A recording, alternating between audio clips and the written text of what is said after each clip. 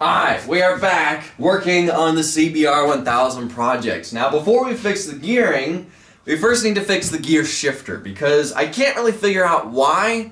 It goes into first gear just fine, but I have to two-hand muscle it to go into the higher gears. Either there's a lot of friction in this cable while pushing it, or there's something wrong internally in this engine. So let's take this cable off, replace it with my hard steel linkage, and hope that that fixes the problem.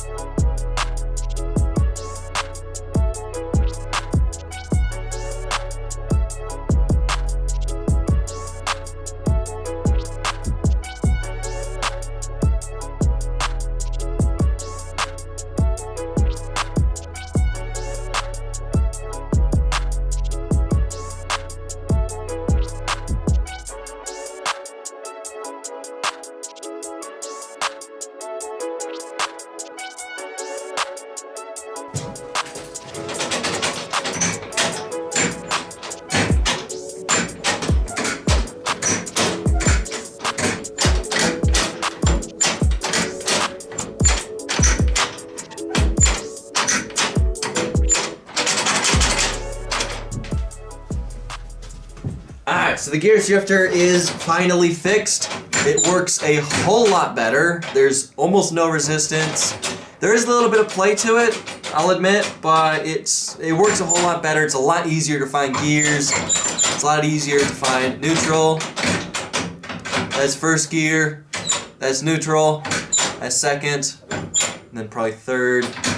And back to first. So it works a whole lot better. Now, because I know you guys have been saying for quite a while that I should try shift cables. I tried it, and I don't really like it. This works a whole lot better. So, I think it's fixed. I think let's move on to fixing the gearing.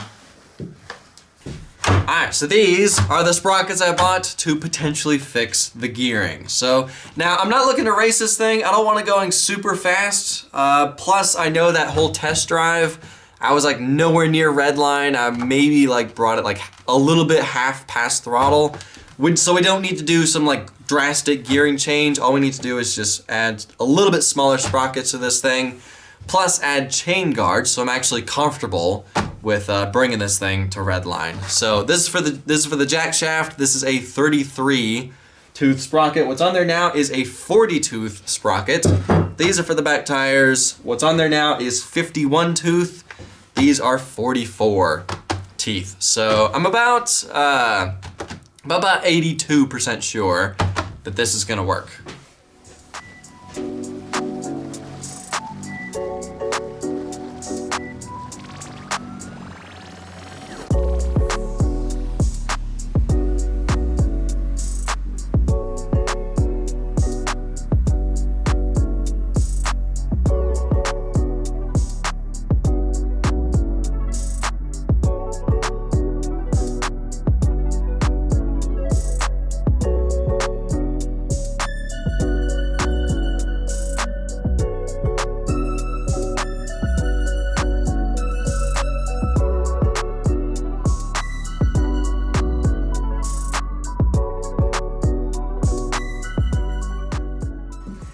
Okay, so to get to this sprocket, we first need to take the swing arms off to be able to get this axle off. Now, do you guys remember, or the jack shaft off? Now, do you guys remember the nightmare that I had getting this whole assembly attached? I think it took me over an hour of finagling this thing into place just to get the keys in these hubs, and I'm gonna make it to where this thing is gonna be a whole lot easier to disassemble. All we have to do is be able to make this cross bracing on the front of these swing arms. We just need to make these to where they are detachable. I'm gonna cut them off and then make it to where we can bolt them on and off, and then all we have to do is bolt this off, unbolt the bearings, slide the bearings in, then this whole swing arm can just be taken off without having to take the jack shaft off. So that is gonna make it to where it's gonna be a whole lot easier to disassemble this thing.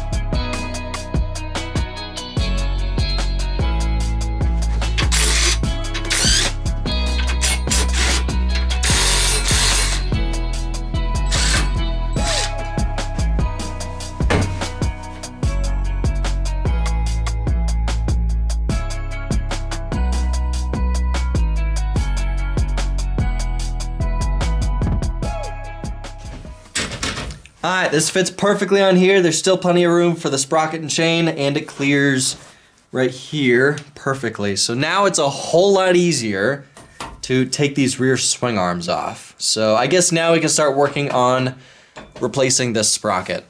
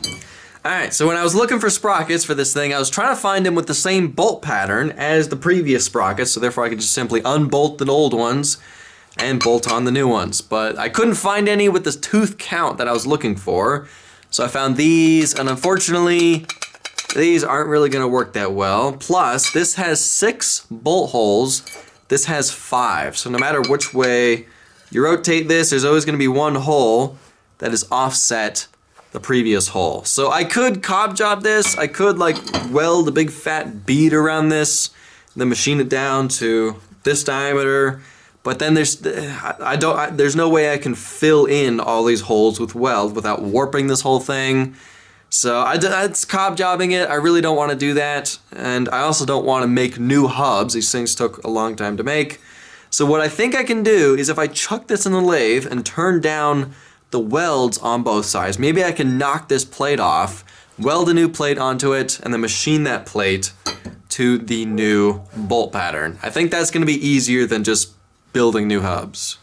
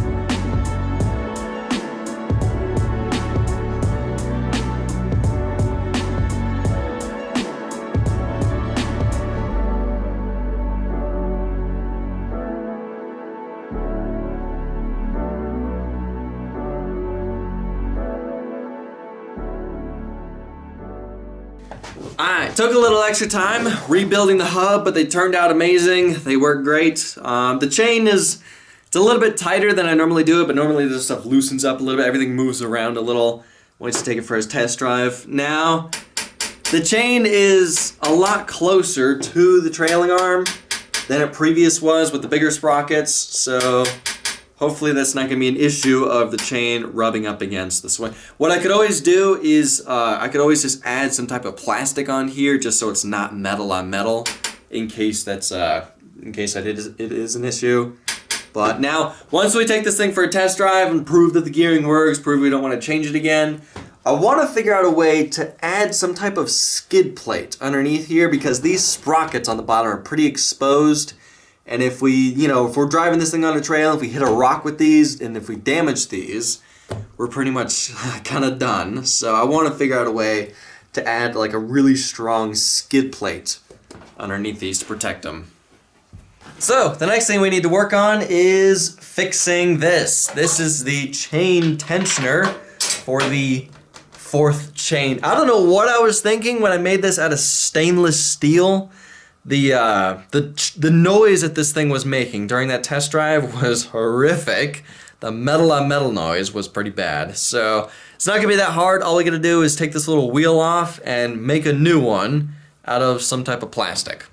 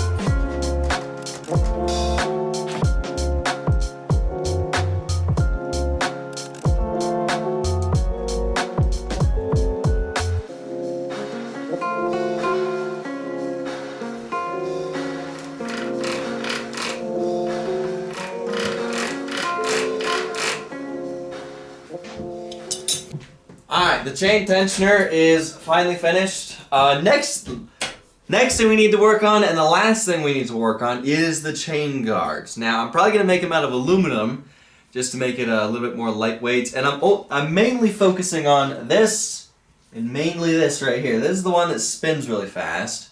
So I'm going to make them out of cardboard first, just to figure out the shape of them and how we're going to be attaching them to the frame, and then I'll cut them out of aluminum and figure out how to bolt them to the frame.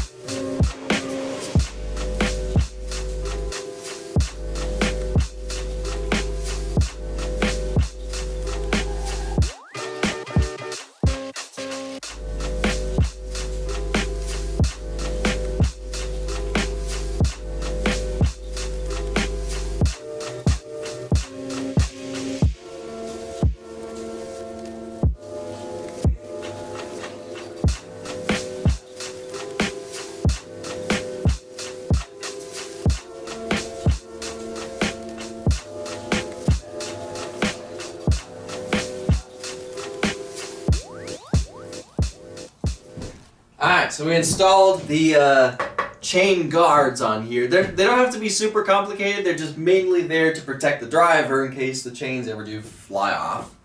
So they don't have to be, you know, super complicated. I didn't do anything for the chains going to the back tires. I'm not really worried about those just because they're not spinning as fast as the chain going from the engine to the train. That's the one I was mainly concerned about. That's the one that spins the fastest and was making that horrid noise because of the stainless steel chain tensioner on there. So I mainly wanted to protect this one, but I also put one on there just because that's also kind of spinning a little fast. For the chains going to the back tires, if I want to, what I could always do is I could take some 3/8 rods and weld them to the top of the swing arms. That'll make it to where if the chains ever do fly off, they'll kind of get wrapped up in that 3/8 rod instead of flying forward and potentially hitting the driver. I think that's everything we wanted to do. We fixed the gear shifter, we fixed the gearing. I think we got to test drive it again to see if it works. But I think this is the proper gearing for this thing. Again, I'm not looking to race this thing. I don't want this thing going to like 90 or 100 miles an hour. I just mainly want it to be semi-fast, you know, fast to have fun, but not too fast to get seriously hurt. Mainly I built this thing for like trails and particularly the trails that we went to on Windrock. I really want to take this thing to Windrock. Hopefully soon. Hopefully once I paint it, we're going to take this thing to Windrock. So again, I think that's everything we wanted to change. We fixed the gear shifter, we fixed the gearing, we did the chain guards, I replaced that chain tensioner on there. I did want to do something with the front brakes. I wanted to hook up the rear brake caliper on the front brakes so therefore we can actually get the rear brakes to work. But I'll do that some other time. I'll probably do that maybe tomorrow. So unfortunately we're going to have to wait to test all the new changes until we can take it back to that property. I'm not sure when we're going to get to taking this thing back to that property, but hopefully soon because I really want to test drive this thing again and see if it changed anything, see how much better this thing works. But that's going to have to be for next video of this project. For now, I'm going to end this video here. Thank y'all for watching. I'll see you in the next video.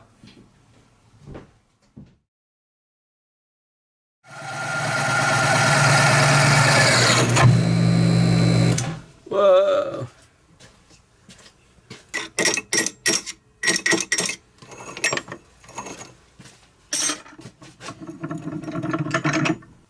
Now I know I said that I don't know why I made this out of stainless. I do know why. I wanted to make it so therefore it would last a really long time. I just didn't know how loud the thing was going to be while driving it fast. So I made one out of this, this is actually Teflon, a certain type of Teflon plastic. It's super hard, it's super easy to machine. I love machining this stuff. You can make bushings out of this, it's wear resistant, it's pretty awesome material. But it does wear down if you use it for a chain tensioner wheel. So I wanted to make one where it would last a really long time. I, again, just didn't know how loud this thing was going to be.